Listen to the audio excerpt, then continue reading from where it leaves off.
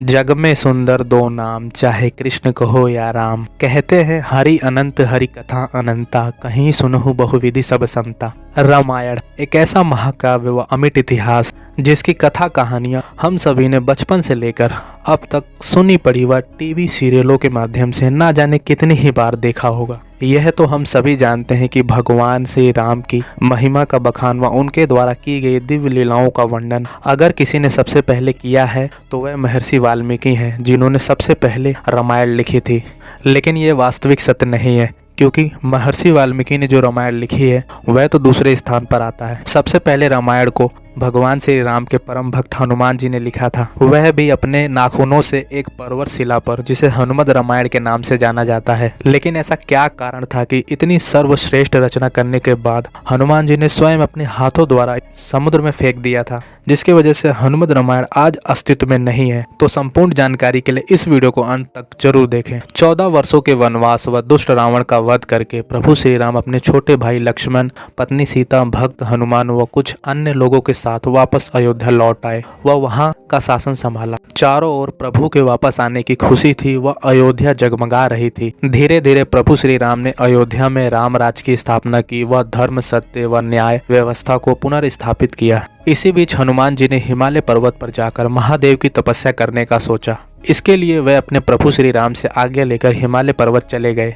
हिमालय पहुंचकर हनुमान जी प्रतिदिन भगवान शिव की उपासना करते, किंतु उनका प्रभु श्री राम के प्रति प्रेम कम नहीं हुआ। इसी प्रेम के फलस्वरूप वे प्रतिदिन हिमालय की चट्टानों पर अपने नाखूनों से श्री राम से जुड़े प्रसंग लिखने लगे। इसी तरह उन्होंने पूरी राम कथा हिमालय की चट्टानों पर लिख डाली। इस रामायण में उन्होंने प्रभु राम से जुड़ा हर एक प्रसंग बहुत ही रोचक तरीके से लिखा व कभी न नष्ट होने के उद्देश्य से हिमालय की चट्टानों पर अपने नाखूनों से लिखा। दूसरी ओर महर्षि वाल्मीकि जी को भगवान ब्रह्मा के आदेश पर नारद मुनि के द्वारा संपूर्ण रामायण का ज्ञान हो चुका था। ब्रह्मा जी के आदेश अनुसार उन्होंने प्रभु श्री राम के जीवन पर एक और रामायण की रचना कर दी थी। महर्षि वाल्मीकि एक महान कवि थे और उन्होंने कई रचनाएं भी की थी। इसी क्रम में उन्होंने भगवान श्री राम पर आधारित रामायण को लिखा था। जब उन्होंने संपूर्ण रामायण की रचना कर दी तब वह इसे भगवान शिव को दिखाने के उद्देश्य से इसे लेकर कैलाश पर्वत पर जाने लगे। कैलाश जाते समय बीच में वे हिमालय के पर्वतों पर हनुमान जी को मिले। जब उन्होंने भगवान हनुमान जी के द्वारा लिखी गई रामायण को देखा तो यह देखकर वे आश्चर्यचकित रह गए, क्योंकि हनुमान जी की रामायण उनकी रामायण से कहीं अधिक श्रेष्ठ थी। उन्हें यह अच्छे से ज्ञात था कि हनुमान प्रभु श्री राम के कितने बड़े भक्त हैं, वह उनके जीवन से भली भांति परिचित हैं। उन्होंने हनुमान जी के द्वारा लिखी गई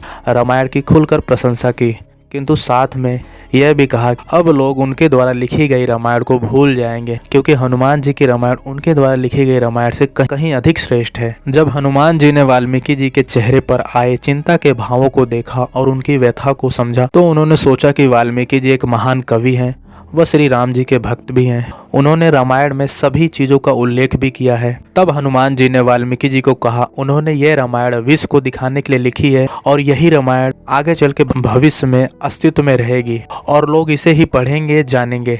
इतना कहकर हनुमान जी ने उस रामायण लिखे चट्टान को एक कंधे पर उठाया और दूसरे कंधे पर महर्षि वाल्मीकि जी को बैठाया और समुद्र के पास पहुंचे। महर्षि वाल्मीकि जी कुछ कहे और समझ पाते हनुमान जी ने तुरंत उस चट्टान को समुद्र में फेंक दिया। इस तरह हनुमान जी ने अपने द्वारा लिखी गई रामायण को श्री राम को समर्पित करने के उद्देश्य से हमेशा के लिए समुद्र में डुबो दिया, जिसके कारण हनुमत रामायण का अस्तित्व भी संसार से लुप्त हो गया। वीर हनुमान द्वारा खुद की हनुमत रामायण को विसर्जित करते देखकर महर्षि वाल्मीकि जी कृतज्ञ हो गए। उन्होंने हनुमान जी से कहा कि हे राम भक्त हनुमान, आप धन्य हो। आप जैसा कोई दूसरा ज्ञानी, ध्यानी, त्यागी और दयावान इस संसार में कोई नहीं है। हे हनुमान, आपकी महिमा का गुणगान करने के लिए मुझे एक जन्म और लेना पड़ेगा और मैं आपको वचन देता हूँ कि कलयुग में मैं एक और रामायण लिखने के लिए जन्म लूंगा। तब मैं ये रामायण आम लोगों की भाषा में लिखूंगा। इसे ही रामचरितमानस के रूप में जाना और पूजा जाएगा। इसलिए मान्यता है कि रामचरितमानस के रचयिता गोस्वामी तुलसीदास कोई और नहीं बल्कि महर्षि वाल्मीकि जी का दूसरा जन्म था। इस बात का प्रमाण यह भी है कि तुलसीदास अपनी रामचरितमानस लिखने के पूर्व हनुमान चालीसा लिखकर हनुमान जी का गुणगान करते हैं और इसके बाद वे रामचरितमानस लिखते हैं। तो आज के इस वीडियो में बस इतना ही। आशा करते हैं हमारे द्वारा दी गई जानकारी आपको पसंद आई तो वीडियो को लाइक करें, शेयर करें और चैनल पर पहली बार आए चैनल को सब्सक्राइब करें। हम मिलते हैं आपसे फिर किसी नए वीडियो में। तब तक के लिए जय श्री राम, जय हनुमान।